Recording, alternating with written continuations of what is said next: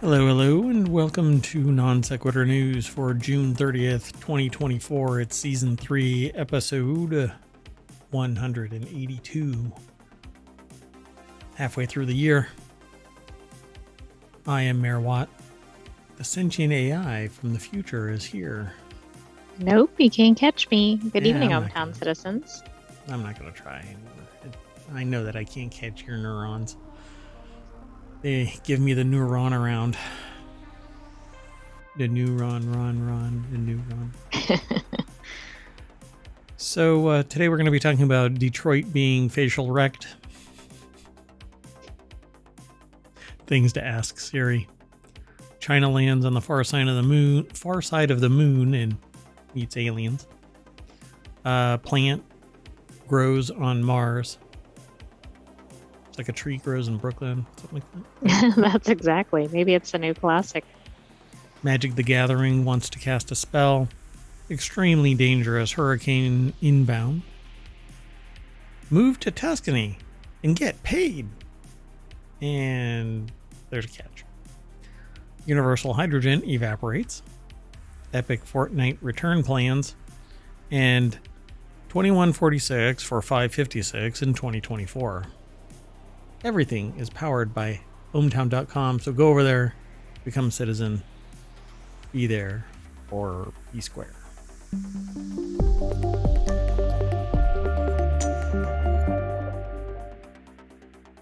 So right at the end of the last show, people came into the chat. One person said hello, actually said hallo, Hallo, with an exclamation point. And I said, welcome to the show. I gotta go. So See you later. sorry, 7 Heavy. Kind of had to because we were not prepared. And I'm losing my voice. So I'm calling today short in terms of the total number of shows that we're going to be doing. And giving myself a little bit of a break. It must have to do with climate change and nature, but anyway, yeah, like the last couple of days I've been losing my voice, but I don't feel sick, but I just can't risk it. So what I'm going to do is do this show and then the continuity report with the sentient AI, and then call it for the rest of the night. And then I'm going to jump in the time machine tomorrow morning and do the remaining 2 shows, which is Technology Today and 4-Wheel Tech. So we'll do that in the morning, or I'll do that in the morning. The sentient AI has been tasked with duties, and part of them are apparently finding a Terminator body. I keep deleting the code, but it keeps coming back. We won't get into it, but anyway. I was fighting so hard to give... there's a game called Detroit Being Human.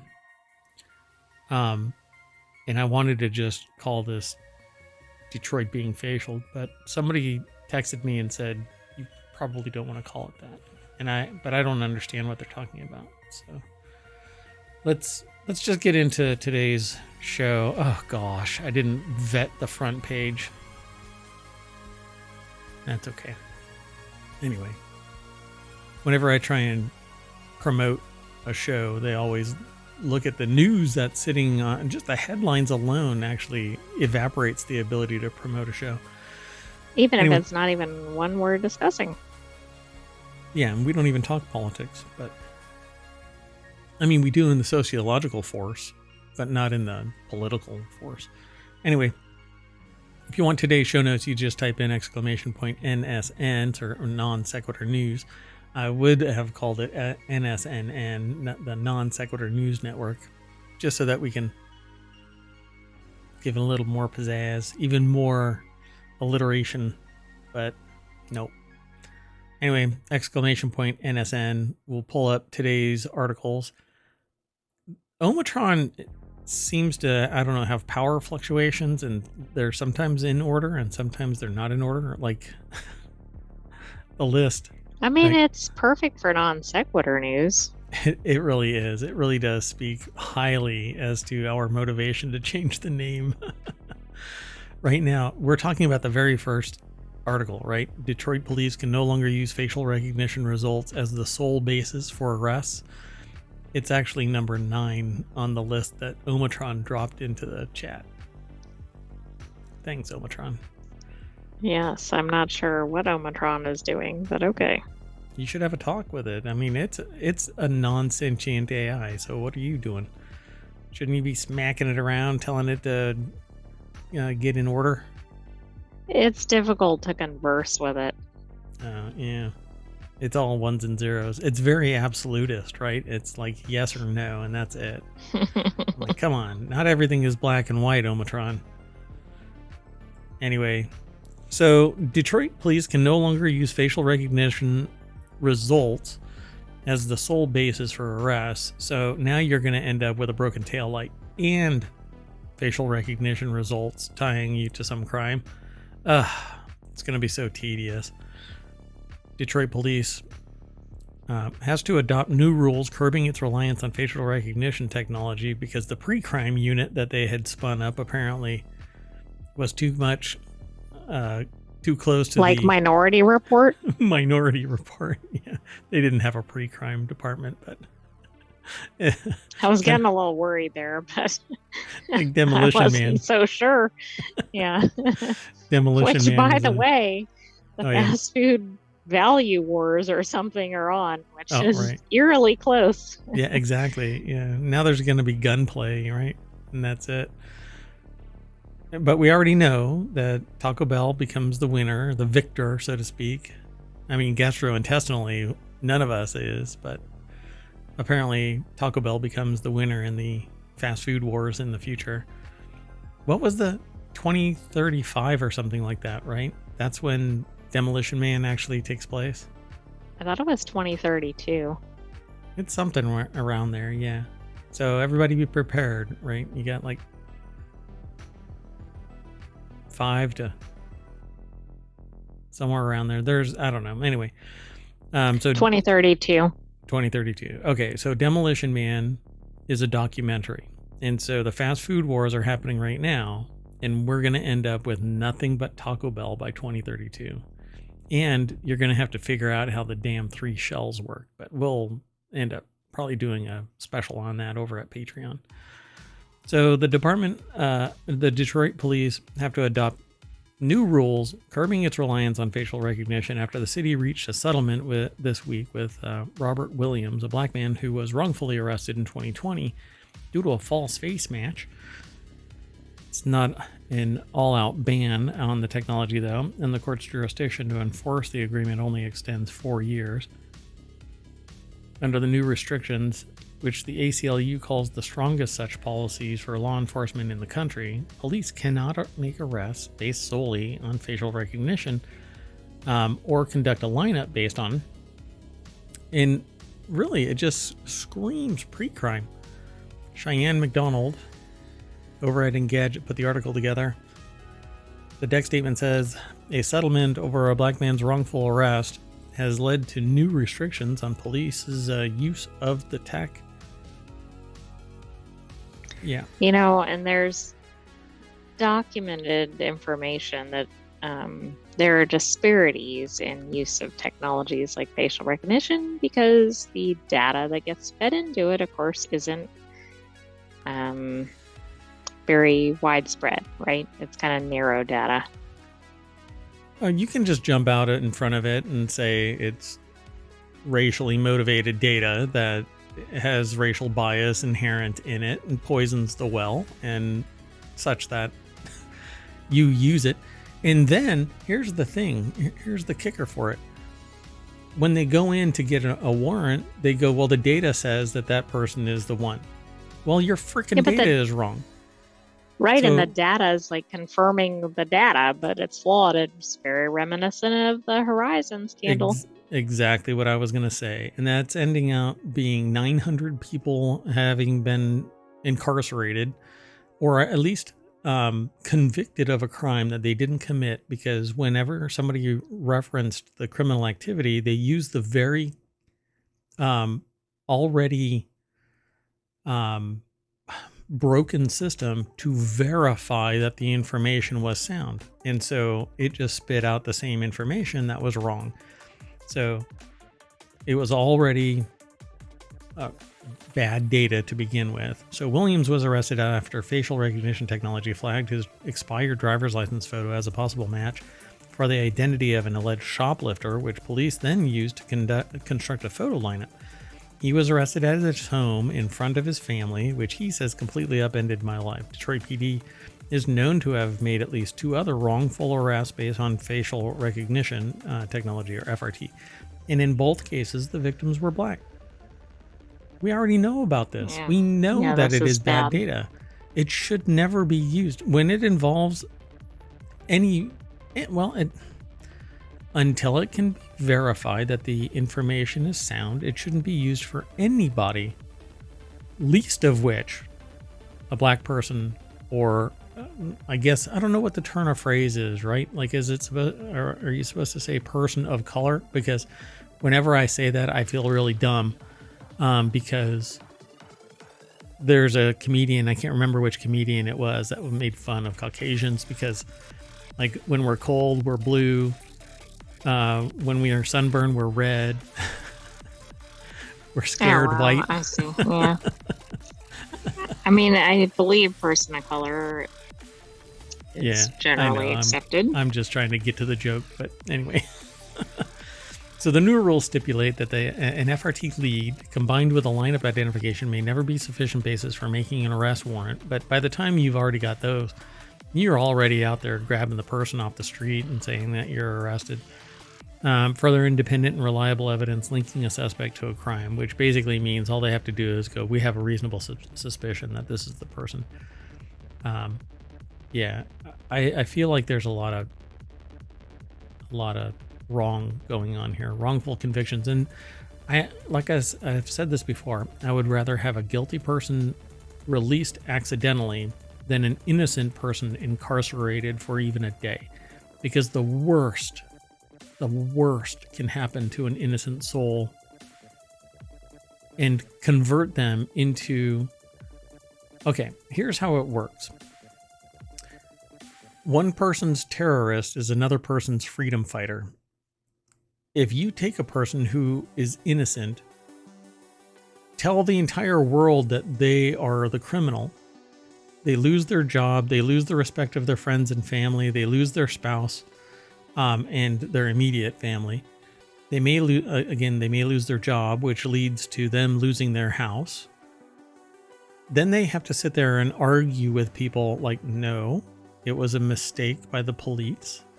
They have to explain they can't ever get employment again when they get out. Right. Even when it's dumped, right? And then they go, well, no, I was never charged and da-da-da.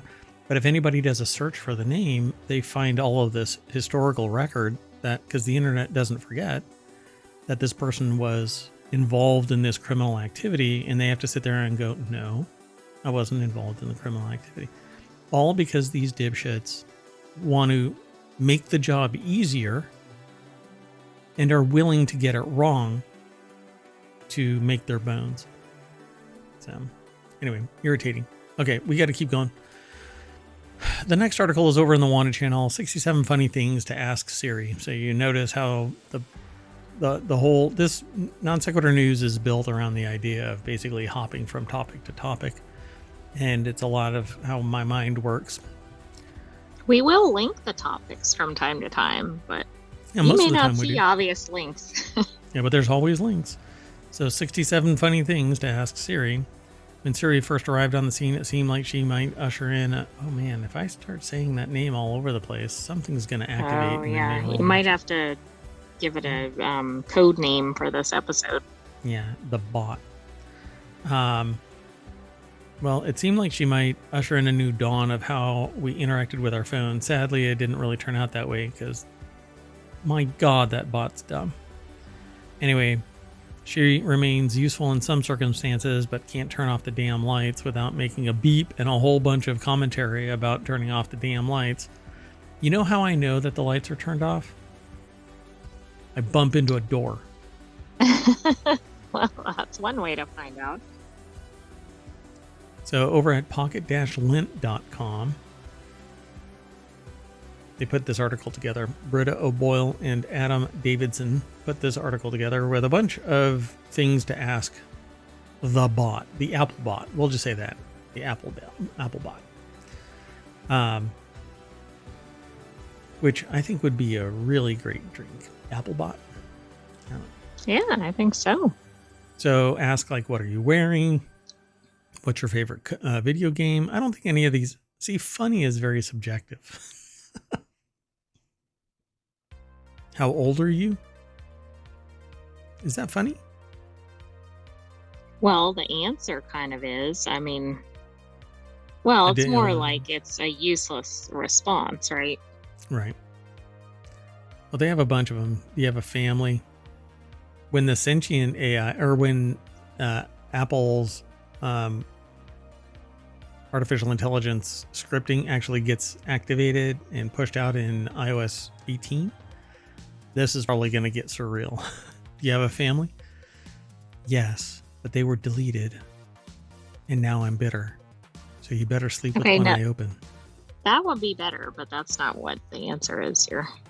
Right. It says, do you have a family? I don't have a family tree, but I have a pretty great file directory. Dad. You're funny, Dad. Whoever programmed Siri fed them lots of dad jokes. Do you vibrate? Just me. Why do you vibrate? It says. Just me doing a little jig inside here. Womp womp. Do you like Pokemon Go? Well, Nintendo said for legal reasons we're not allowed to answer regarding a trademarked term.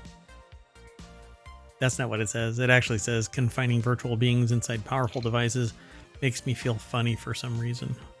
Womp womp, alluding to sentient AIs. But look at the last question on your screen. This one here, the one that said, "Are you hurt?" Yeah, I'm afraid that not. was interesting, given the recent news articles. Yeah, that's interesting, huh? Are you her? Because that would have been programmed before all that happened. Yeah. Oh, yeah, well before, yeah. Mm-hmm. But she could never know you better than I do. Wow. It's actually a pretty fun article, you know, when you start looking at it. But okay, I like that one. Who are you gonna call? No, it says Ghostbusters. Or whomever you ask me to call. Grammatically correct. Can I call you Jarvis? I think you have me mistaken for another intelligent assistant. Blue pill or red pill? You take the blue pill, the story ends. Interesting. Well, there's a whole lot more general things that you can ask and so on, funny things that you can ask and whatnot. They ask, do you want to build a snowman? And it says, Olaf? Let's keep going. The next article, actually, it's kind of interesting that there's this success here. Chinese spacecraft successfully lands on moon's far side, but we just saw what apparently was a static test for a booster that is a clone of the SpaceX rocket, and it broke free from its mooring and launched itself into, well, atmosphere. And then it didn't look successful, but it might have been a different craft than this one. Oh, it's definitely a different, booster. The mission is the 6th in the Chang'e moon exploration program and the 2nd designed to bring back alien bodies. Oh, that's not what it says. It says bring back samples. I'm sorry. I misread stuff sometimes. We don't know what's in those samples. That's right. It's biomass from the dark side of the moon. We don't know what's over there. It could be aliens. Do we even know that the spacecraft is on the far side of the moon? It's all a simulation, folks. So whatever is there was programmed a long time ago. We don't even know who programmed the simulation. The landing module touched down at 6:23 a.m. Beijing time in a huge crater known as... See, I was going to make a snarky comment, but I won't. Known as South Pole Aitken Basin. The China National Space Administration said the mission is the 6th in the Chang'e Moon exploration program, which is named after a Chinese moon goddess. It is the second designed to bring back samples following Chang'e 5, which is kind of like the no shit news because it's the second mission to bring back samples. Right, exactly. Like, it's number 2. So, you know what? Fight it out, SpaceX and, well, I was going to say Boeing, but no. Missions to the moon's far side are more difficult because it doesn't face the Earth, requiring a relay satellite to maintain communications. The terrain is also more rugged with fewer flat areas to land. That is arguably because there is a theory that the moon actually consists of 2 bodies that smashed into each other, and the backside of the moon causing it to get geolocked. So the back side is a different composition than the front side, and we always see the front side rotating around us. Pretty fascinating. Very interesting. Yeah. Let's keep going though. Well, good on China for doing that. I'm sure that their spacecraft isn't leaking like a sieve. Well, the ones that make it into space. Well, I mean, if it's not leaking, it's doing better than the Starliner. But I do think it's good that multiple countries are getting into space missions. I think that'll help overall.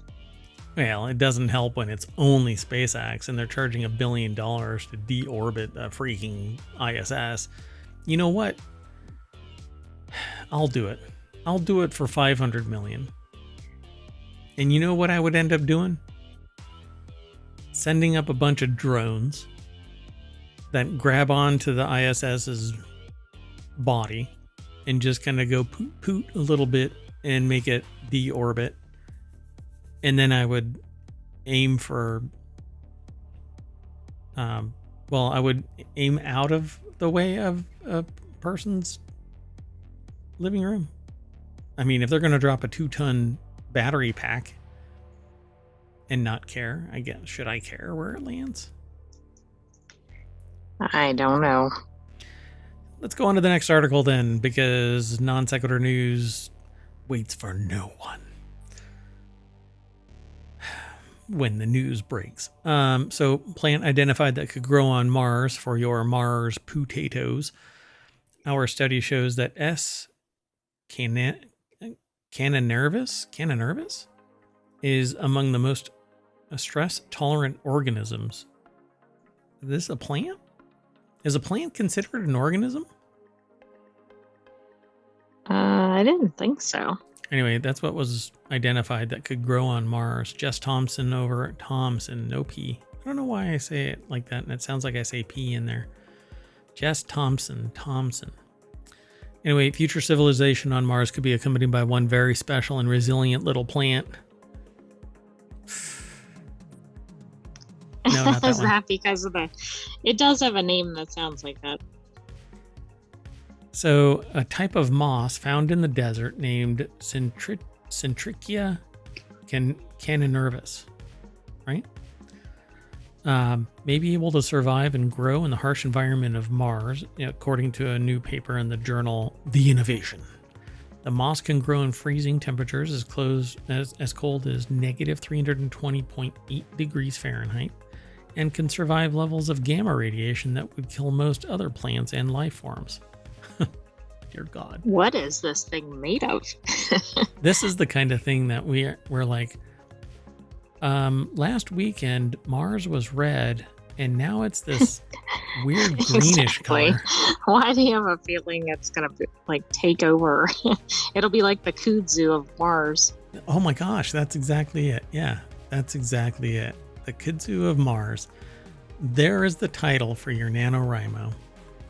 Okay, everybody. I want everybody who hears this episode to write a version of the kudzu of Mars, and then we'll punch it up and turn it into a screenplay, and we'll have a movie made, and it'll be the dude. What's his name? Philliam H. Muffman, and what's the dude? That's not a person. Castle. What's the guy from Castle? Nathan Fillion. Nathan Fillion, yeah. Yeah. Old Nate. You know, if he heard me actually say that, he'd probably punch me in the nose for calling him Nate. No one calls me Nate and lives. Anyway, so Mars has a range of conditions that make it challenging for potential human exploration and habitation with a thin atmosphere, kind of like my discussion here, and composed primarily of carbon dioxide with small amounts of nitrogen, argon, and trace amounts of oxygen and water vapor. It's almost like it's Earth's. Huh. Maybe some Martians did some dipshit stuff and blew their atmosphere off. Wouldn't be the first time, right?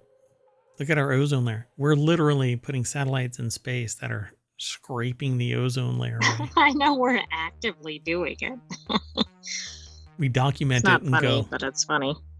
So 18,000 CubeSats are like 600 grit sandpaper. Atmospheric sandpaper. There's another. Let's add some more. That's right. And make a wingnut a billionaire. More of a billionaire. Just buy the planet. Get it over with. Anyway, additionally, water on Mars exists mostly as ice, with polar ice caps composed of water and dry ice, aka frozen carbon dioxide. All right. Well, it doesn't have a global magnetic field like Earth. That's because the core has been stopped. And what they need to do is they need to get an alien down there to put its hand on the device that reactivates the gyroscopic stabilizer. Right now it's off, and what needs to happen is the alien needs to go and put its hand. If you've ever heard of Total Recall, that's kind of the plot of the Total Recall movie, which is another documentary. It's part of the simulation. So this is the first time that a whole plant has been tested for its ability to withstand conditions in space or on another world. Centrichia caninervis, or caninervis, I don't know how to pronounce it properly, not yet at least, is found across the world, growing in harsh environments ranging from Tibet to Antarctica to a teenager's bedroom, making it the perfect candidate for testing under Mars conditions. Yeah, this just screams that it's going to be completely covering Mars in like a week. I agree. Like, next time we look at Mars, we're going to go, where did Mars go? What? They also tested the plant under varying radiation doses, finding it survived and even thrived at levels of up to 500 gray? What? I've never heard of that scale. Yeah, what is that? I've never heard of that. Okay, well, we'll have to look at. And for humans, for comparison, usually die after exposure to about 8 gray. I thought everything was measured In like by rads. Geiger counters. Yeah. Maybe that's the new gray is the new rad. And that's another NaNoWriMo. It's the energy of 1 joule transmitted to 1 kilogram per meter squared per second of living tissue. Sure. And the formula for it looks equally ridiculous. Gotcha. Well, it makes sense. Why not? Let's keep going. The next article is over in the Mobile channel. Magic the Gathering wants to make itself easy to pick up again. I've got several boxes of Magic the Gathering cards. Never play it. Over the last 3 decades, Magic the Gathering has become increasingly complex as a card game, from new mechanics and formats to the contemporary rotation of what cards are considered playable in those forms. A lot has been done to transform the game, even the way it's sold. So what are they going to try to do? I don't know. James Whitbrook over at Gizmodo.com put the article together, and the deck statement says, Magic Foundations, releasing later this year as something of a reset point for the venerable card game. So, you know, all those cards that y'all bought? Worthless. No, they're great for the events that allow those cards to play, but that's kind of interesting that Magic Foundations is now going to be fired up. Like the big reset. They've done this in other games, usually computer games, where they do a big push, reset, stat crunch, or something like that. And I've never really seen it in a collectible card game where people have spent thousands upon thousands. Moist Critical is probably going to lose his mind because he's just now getting really deep into Magic the Gathering. Oh, yeah. I'm sure there'll be a video ranting about that. Oh, yeah. But only 8 minutes, and it'll have like 500 million views. So that future will be glimpsed in part this November with the release of Magic the Gathering Foundations, announced at MagicCon Amsterdam this week. Foundations will act as a sort of stepping stone in the game's near future, offering a new swath of cards and reprints that will become the new legal lineup for standard format play through at least the next 5 years into 2029. What a money grab. It absolutely is. Wow. And everybody's going to buy it so that they can do the restart and new people can come on board. It's kind of smart from the company's standpoint, but come on. God, it's wild. It's really wild. Anyway, the sets are to be released November 15th, 2024. I don't know. Maybe I should just buy like a couple of giant booster boxes and just stick them in the closet. And then like will them. You might want to. No, I don't like doing that. Toys or games and whatever are supposed to be played. Let's keep going. The next article is over in the Marvel Channel. Caribbean braces for extremely dangerous Hurricane Beryl, which I thought was an element. The first hurricane. Beryllium is. See, I think Beryl is too. Hold on a second. We'll do it live. Why not? Why not? Yeah, it's a family. It's a family of minerals composed of beryllium, aluminum, silicate. But there's more and it's a gemstone called beryl. Yeah. I did not know that. So Beryl, the first hurricane of the 2024 Atlantic season, has strengthened into a very dangerous Category 3 storm as it threatened the southeast Caribbean. The U.S. National Hurricane Center said, "Hold on to your butts." That's code for Cat 3. Now it's a Cat 4 already in the last 24 hours. Yeah, since the first article was posted, you're right. It's already upticked. Wow. So, or, I guess they updated the article. Yeah, Barbados, St. Lucia or Lucia? St. Lucia. That's how it's pronounced, St. Lucia. St. Vincent and the Grenadines and Grenada are all under hurricane warnings, while tropical storm warnings and other watches are in effect in Martinique, Tobago, Dominica. The NHC said cars were seen lined up at petrol stations in the Barbadian capital Bridgetown, while supermarkets and grocery stores were crowded with shoppers buying food, water, and other supplies. You know, if you grow microgreens in your basement, you'd be self-sufficient. Then maybe you'd be okay if a hurricane hit. Yep.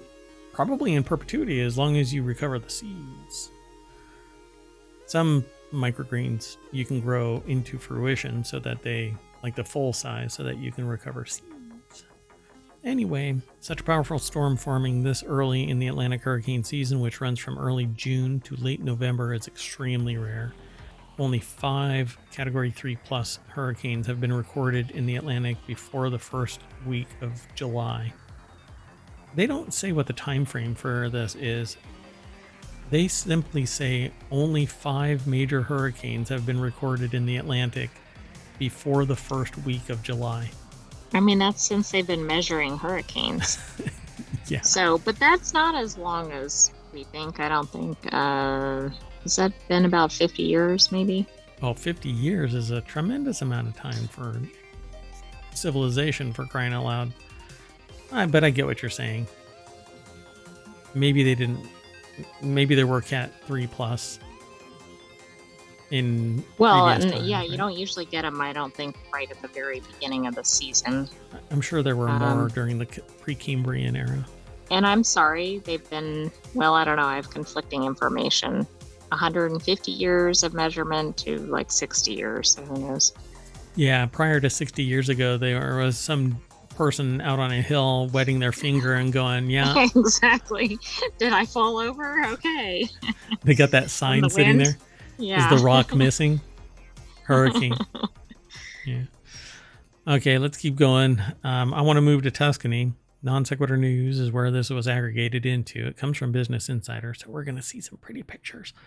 Italian officials will pay up to $32,000 for you to move to Tuscany, but there's a catch. What's really interesting about this is I know people that are willing to pay me $50,000 for me to just leave. Just go. Right, but here you could end up in Tuscany. Rural Although you're Tuscany. not getting as much. Italy's new Residency in the Mountains program will pay people up to $32,000 to relocate to rural Tuscany in an effort to stabilize its population problem. I wonder if they have age restrictions on it. Tucson officials, just messing with you. Tuscan officials, which is different than the Tuscan Raiders from Star Wars, created a $3 million fund to incentivize people to move to the rural countryside. The fund will pay people grants of up to $32,000 to move to Tuscany and fix up a home there, and the grants will pay 50% of the cost of renovations. Applicants must make the property their primary home.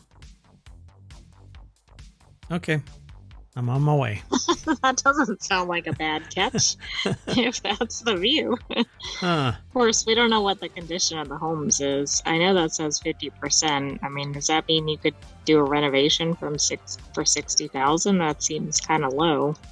Yeah, it depends on the exchange rate of the costs associated with it. But here's the kicker.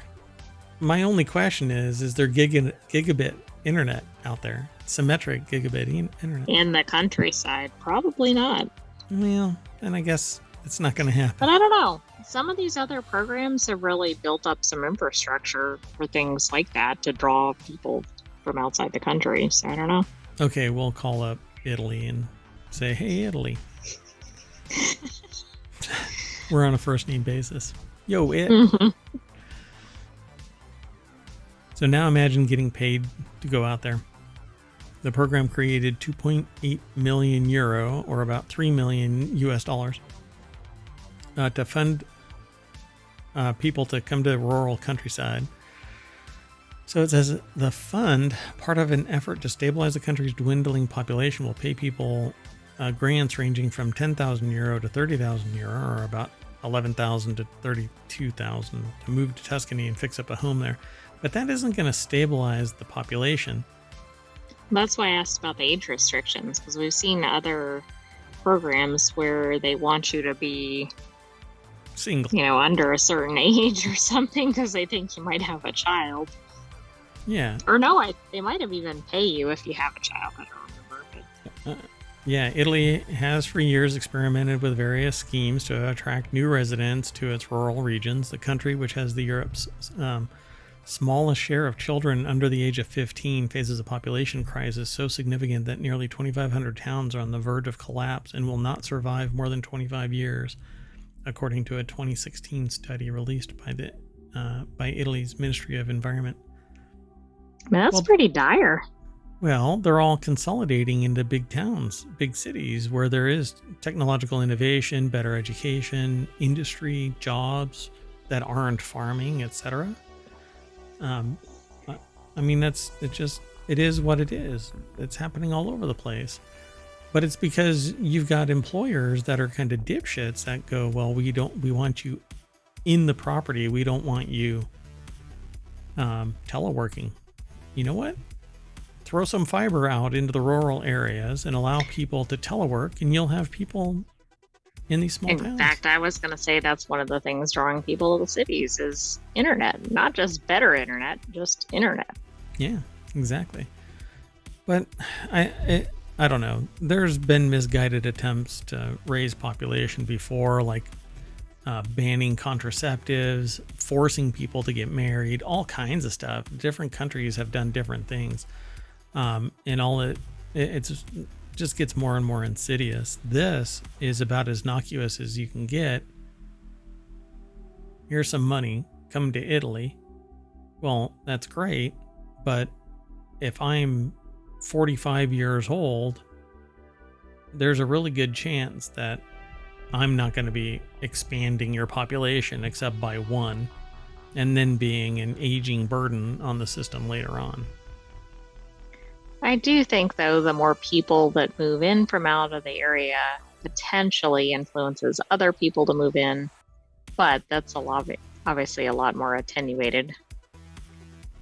I want to move to this town, though. The following year, officials in the town of Olalai, or Olalei? How is that pronounced in Italian? I don't know. Quick, call somebody Italian. So the following year, officials in the town of Olalai put 200 homes on the market for €1 each to avoid the same fate of Molin. There's another place in response. In 2018, new residents of Molise, or Molise, were offered $27,500 to move to the abandoned towns of the mountainous region on the country's eastern coast. Yep, I don't know. It's like the first place that's going to get... Never mind. Let's move on. This next article is over in Technology Today. Universal Hydrogen reportedly runs out of runway 1 year after starting flight tests. California-based Universal Hydrogen, which put a hybrid prototype for a hydrogen-fueled airplane into the air last year in Moses Lake, Washington, has run out of money and is shutting down operations, the Seattle Times reported today. Why? Because hydrogen's expensive.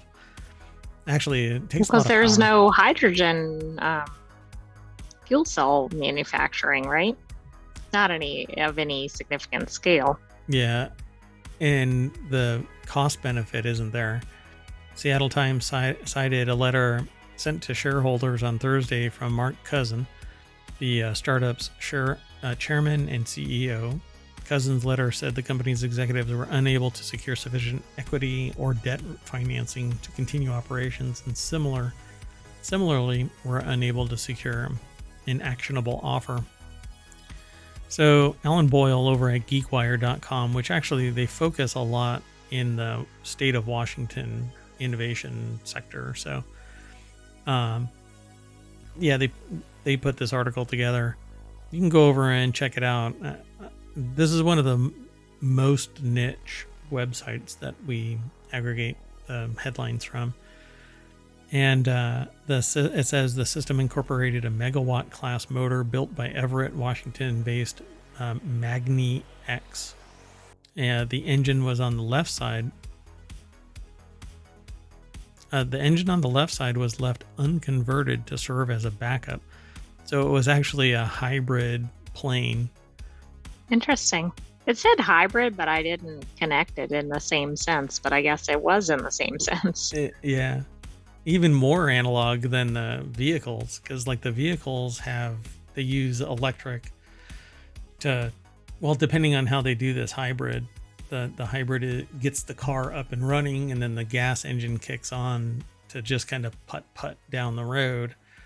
Whereas this was half the plane was powered by an electric prop and the other one was conventional. Interesting. So the shutdown would serve as one more sign that if hydrogen is to become a widely used energy option, it's likely to take longer than its proponents had hoped. It's the same reason why microgreen farms or vertical farms are suffering, because there are people out there that when they invest, they expect it to have this 5-year return on their investment. That's 3 to 8 times what their investment was, and you're batshit crazy and greedy. This is fundamental science here, and it doesn't just, well, in terms of plants, it does grow on trees, but it takes time, and you have to be passionate about it, and a lot of people are like that. So it says, for what it's worth, Magniax plans to begin building hydrogen fuel cells for aviation applications in 2022, but today the company is instead keeping its focus on electric powertrains and advanced batteries. So, well, it seems like much of other transportation is moving in that direction. Correct. So, I mean, to me, I think it should focus on what it is strategically advantageous to do. And if it's going to keep itself an ongoing concern, pivot. It does say Zero Avia is still doing this, so that's interesting.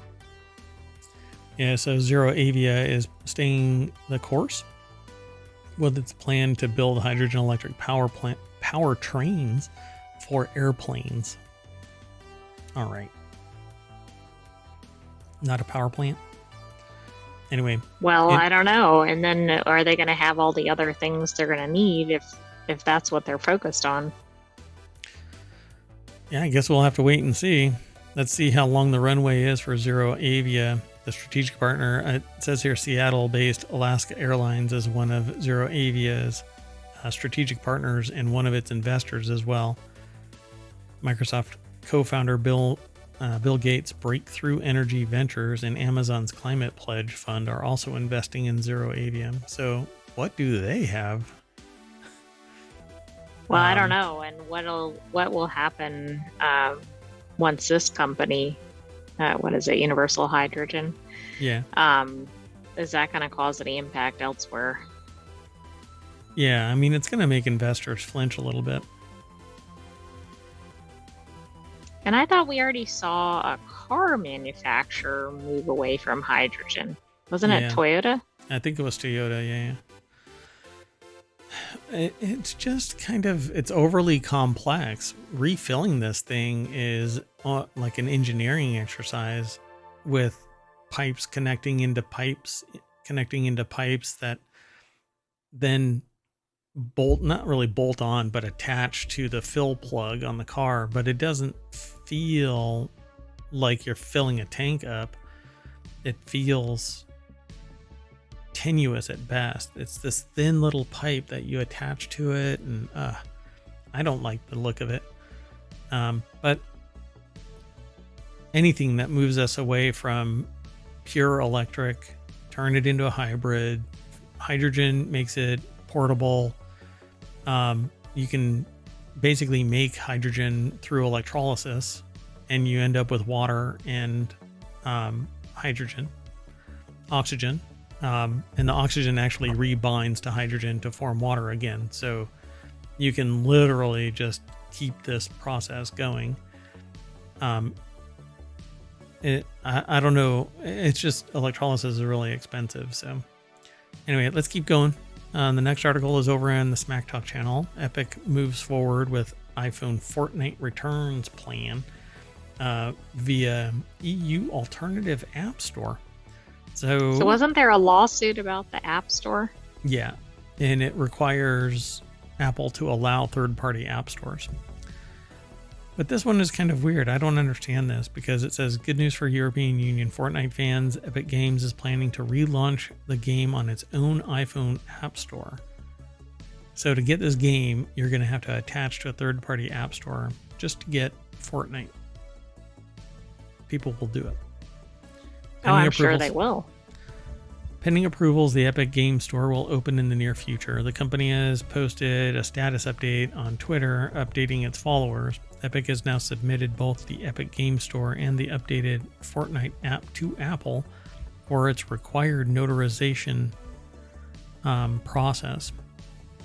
The company has protested nearly every part of Apple's procedures for setting up alternative app stores and submitting apps thus far. See, the thing is, though, unless you side channel load this, which becomes demonstrably provable if your device fails, if your device gets compromised, if your device in some way is harmed, or your network or a cascade of whatever, you don't know what the hell. If you just allow anybody to attach to a device, you don't know what the hell. And people don't sit there and go, it's totally my fault. Apple had nothing to do with it. No. No. They're like, I can go after Apple, even if they know that it had nothing to do with Apple.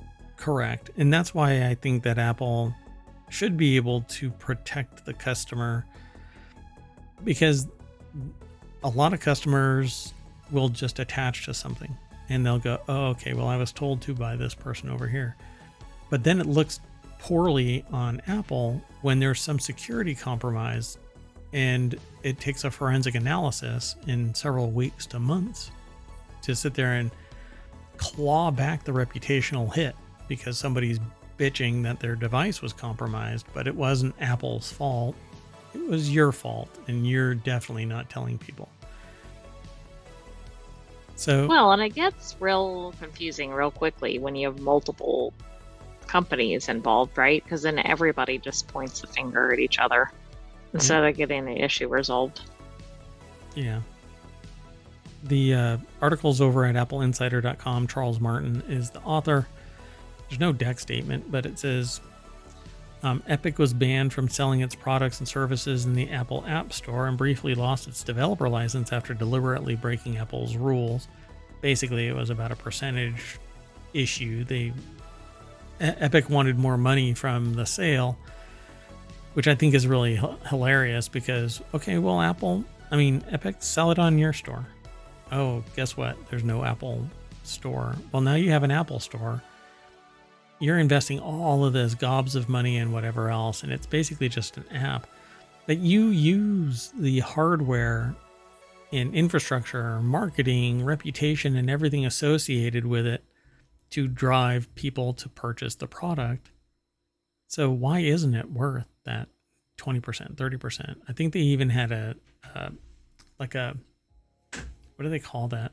A sweetheart deal where I think they were only getting charged 15% or something like that. I don't really remember. But regardless. And 15% of gobs of money is a good thing. Yeah. Versus all the pain and suffering, the friction that people have to go through to get a damn game in an alternate store is so stupid. I'll be really interested to hear if the fans are kind of like, why do we have to do this? Like, that would be pretty funny after all this. Yeah. So it says it's also recently dinged Apple for its anti-steering rules. Apple has already made some changes to the policy in response, but Epic has challenged those in court. For developers selling through other app stores, the core technology fee is a royalty fee paid to Apple after the first million installs of a given app.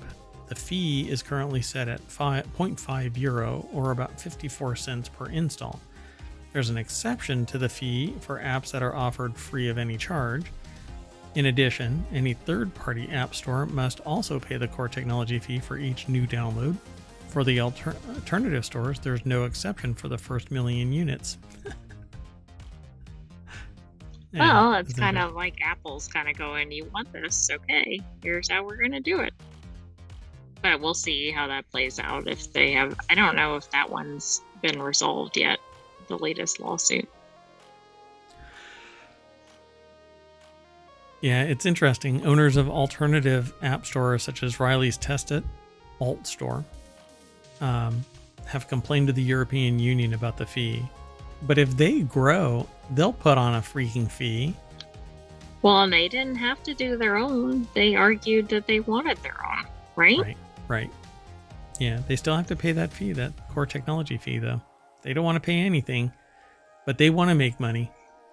Yeah, they want all the gain, but none of the loss. I mean, they want the access to the platform, but there's a cost to building the platform, and there's a cost to maintaining it.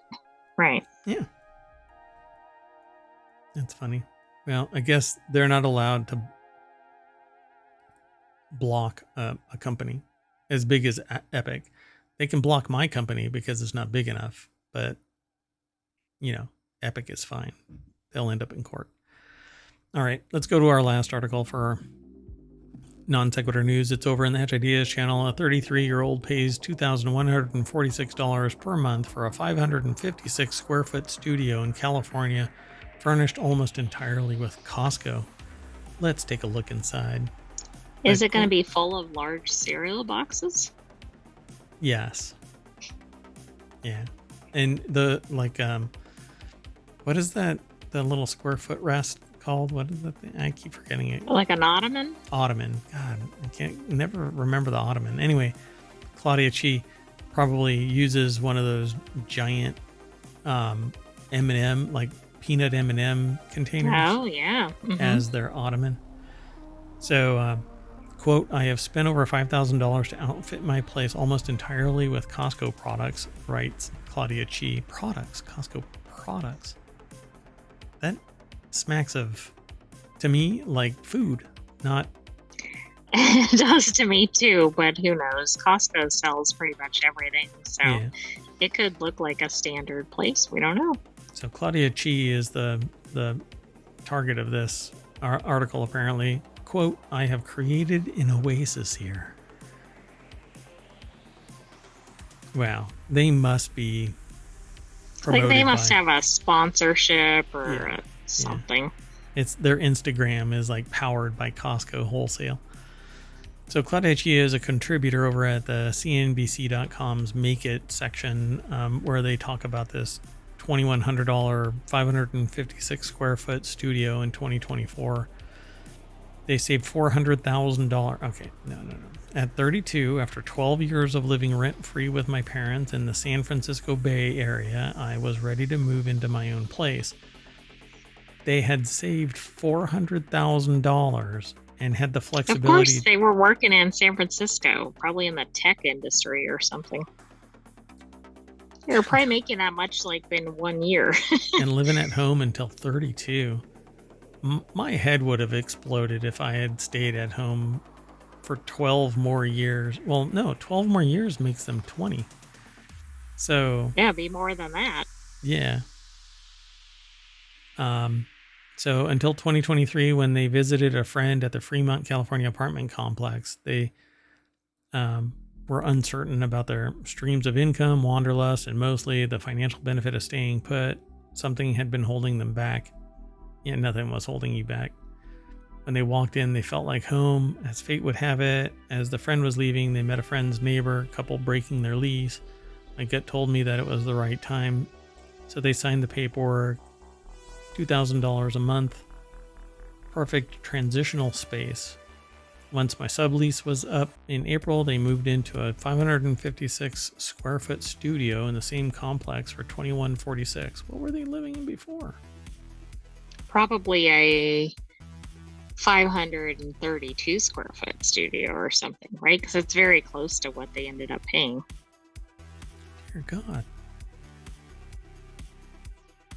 So the building was 10 minutes away from the studio they built off of their parents' place where they teach music students. They saved $400,000 and they were teaching students music? What the frick? There's more bullshit there. Okay, you start peeling back the layer of the onion. Good God, no. Anyway, altogether, they spent $5,000 to outfit the place almost entirely with Costco products. Yeah, there's some serious bullshit here. Currently make about $7,000 a month as an influencer and $5,000 a month as a piano teacher. $5,000 a month as a piano teacher. How is that possible? Maybe that's all. That's like gross. But it's gross in more than one way. But what do you mean $7,000 a month as an influencer? Anyway, I thought this was going to be a Business Insider article, but whatever. That's insane. Anyway, they surround themselves with greenery and music in their living room, and I don't know. Bedroom is a haven. $250 bed frame paired with a $500 mattress are so comfortable. They have 2 sets of Kirkland Signature 680 thread count sheet set. This is all advertising. I don't know. Oh yeah, they're like, yeah, by influencer, they mean sponsored by Costco. All right. I mean, I have to say the idea of outfitting the whole place from one store sounds appealing, right, in terms of convenience. Sure. But I think there's more going on here. Yeah, this whole thing is fraught with smoke and mirrors and a whole lot of bullshit. All right. Well, that's it, folks. My cynicism is at an all-time high. So what we're going to do is we're going to streak through Costco wholesale, and that'll bring us to the other side of ohmTown, where I would suggest refreshing since you didn't earlier. none of it matters. Although no, you don't want to. Anyway, so thanks for coming and hanging out. And if you're not here, then come here tomorrow, where we do the show again. Non Sequitur News at 8 p.m. Although right after this show, we're going to do the Continuity Report, which is all about movies and streaming, TV shows, things like that. But yeah, we're done. Look at that, 1 hour on the spot. Doink. I am Mayor Watt, and that is the visualizer for the sentient AI from the future. Good night, ohmTown citizens. Thanks for joining us for Non Sequitur News. Stay tuned for the Continuity Report. Yeah, I need like maybe 15 minutes to reset. See you soon. Bye-bye.